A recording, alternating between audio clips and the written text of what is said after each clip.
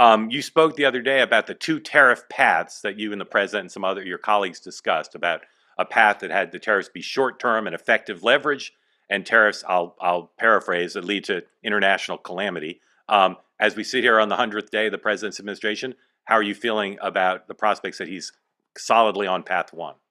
Look, I very much hope he's on path one. Frankly, there are voices within the administration that are advocating for both directions, and there's a real difference of opinion within the administration on that front. I think President Trump has an opportunity to use the leverage, and he's got leverage no other president has had, because he has credibly threatened these tariffs. Suddenly, our trading partners desperately want to cut deals and want to dramatically reduce the tariffs they charge on U.S. goods and services in exchange for President Trump lifting the tariffs he's announced. If we sit here, Mark, 30 days, 60 days, 90 days from now, and the outcome is that tariffs worldwide have gone down massively, that is an incredible and an historic victory for the United States. It's very much the path that I am urging the president to go down. There's another path, and there's some vocal people in the administration advocating it, that don't see the tariffs as leverage. They don't see them as means to an end. They see the tariffs as the end, and they want them to be a permanent feature of our economic system, the United States having very, very high tariffs, our trading partners all having very high retaliatory tariffs. I think that would be a terrible outcome. I think that would be terrible for my home state of Texas. I think it would be terrible for the country. And I'll tell you candidly, I don't know which path we're going to go down. I am trying very hard, and I'm repeatedly urging the president go down path number one, but he's got voices that are urging path number two as well. And so I think that uncertainty is going to persist for some time. You and I have not led exactly parallel lives since we met in the 2000 Bush campaign, but we're both focused on being dads. We both host video programs, and we both sometimes look in wonder at the Trump administration and try to figure out exactly what's going on. And the last thing is, you and I are both talking regularly to owners of large, small businesses and CEOs of corporations, probably some of the same people, who are really worried about path two.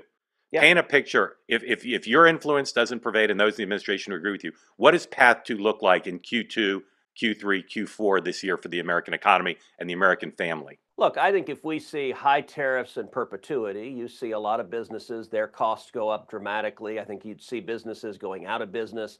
I think you'd see prices going up significantly. I think there's a real risk of going into a recession, all of which is a terrible outcome. I don't want to see that happen. But I want to underscore, it's interesting. There's been a fair amount of press coverage saying, oh, Cruz is critical of the Trump tariffs. Let me be very clear.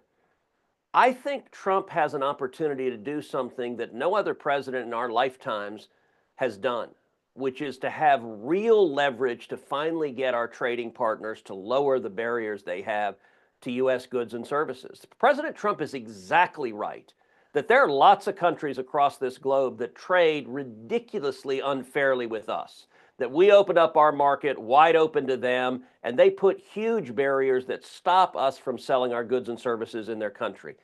And listen, it's not complicated what President Trump's negotiating strategy is. He often will walk up, smack someone in the head but with a 2x4, and then negotiate from there. And with the tariffs he's announced, he's done the smack. Now, what I've been urging him to do is cut the deals. Come and cut the deals.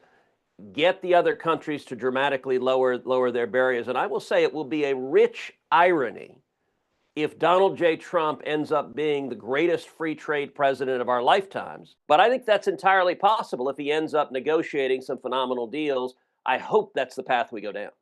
And what people misunderstand is that's his goal. And as you said, there are plenty of people around him who share the Cruz vision of how this should go. And they hope, as you do, that he takes that path. I could talk to you about tariffs for an hour because that's the kind of guy I am. But let's move on. Let's move on to reconciliation. Big debate within your conference and on the House side about spending cuts. Mm-hmm. People want big cuts. They want to prove that you're a fiscally responsible party. But as you know, the number of political fights that get picked every time you cut anything or restrain the rate of growth is very big. What are the big spending restraints you would like to see personally, not what the conference would like to see? What are the big spending restraints you would like to see? Look, I think we will see significant spending cuts How broad they are, I don't know. I do think too much has been given to the level in the budget resolution of the House versus the Senate. I think at the end of the day, what matters is what's actually in the reconciliation package that passes. I can tell you in the Senate, there are a number of us who are arguing that we've got to rein back from the massive excesses that COVID produced, that the COVID pandemic became an excuse to increase federal spending by about 40%. It was a massive spending binge. And Washington being Washington, when the pandemic was over, the spending didn't stop. And what we're doing, I think, is irresponsible. I think we need to see real leadership reining it in. I think we're seeing the president, in particular Elon Musk and DOGE, showing real leadership saying, hey, we can rein back a lot of this waste, fraud, and abuse. But where it falls exactly, it's going to come down committee by committee in the Senate and House. And so we'll see. I'm going to be pressing a number of us for doing more. And the question is going to be what gets 50 votes in the Senate and what gets 218 votes in the House. But Senator, give me a couple of specific programs with dollar amounts of where you would like to see cuts. Not what's going to happen, not what the process will yield, but if they said, Senator Cruz, you decide, where would you like to see big cuts at what dollar figures? So listen, I am not laying out specific cuts that I'm advocating. And in the Senate, different people are focusing on different aspects of what they're leaning in on. So on that particular issue, the person who's probably been most vocal on that has been Ron Johnson. Ron Johnson, every week at lunch, lays out, goes back to, for example, the 2019 budget. And what Ron Johnson is advocating is rather than start with where we are currently and cut, he says, let's go back to the 2019 budget before the pandemic and let's plus it up for population and inflation, and let's hold Social Security and Medicare harmless, but reduce everything else from there. I think that's a sensible way to do it, building it up from where we were rather than cutting where we are. That being said, I'll tell you, you got 53 Republican senators, so different senators focus on different aspects of reconciliation. I'm focusing on lots of different aspects of reconciliation, one of which that I'm focusing on is spectrum and making more electromagnetic spectrum available to the private sector. Why is that?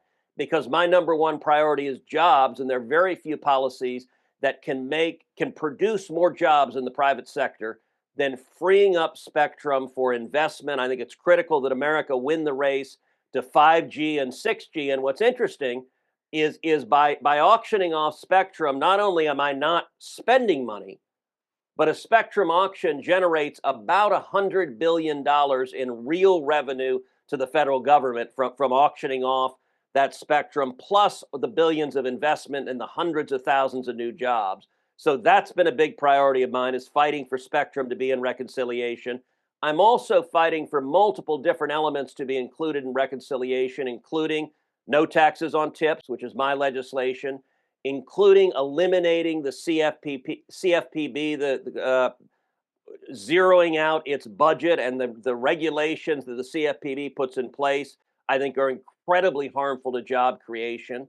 And two other things that I'm fighting to include are school choice. I have legislation that creates a federal tax credit for contributions to scholarship granting organizations in the states, and also looking at creating investment accounts for children when they are born. All of those are elements that are part of the discussion. The line-by-line spending cuts, I'm going to support as big and bold a spending cuts as we can do. But in terms of creating the line-by-line, I've let others focus on that, whereas I'm focused on the issues I just laid out.